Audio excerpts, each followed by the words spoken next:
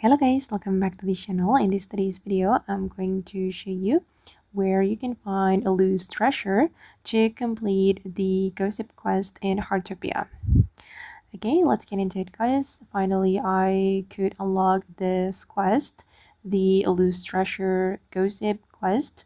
And actually, there is no specific day or time to find and accept the loose treasure quest, but you will have to spend a few days in Heartopia and have reached DG member level 11 to unlock gossip quest.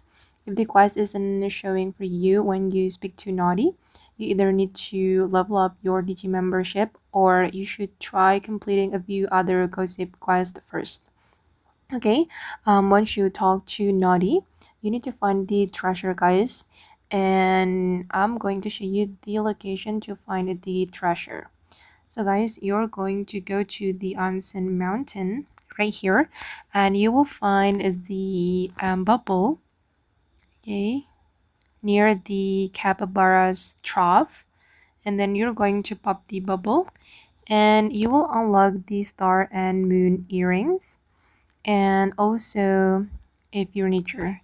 And then after we pop the bubble, we're going to talk to Naughty, and now he's at the Willful Canyon. Wait.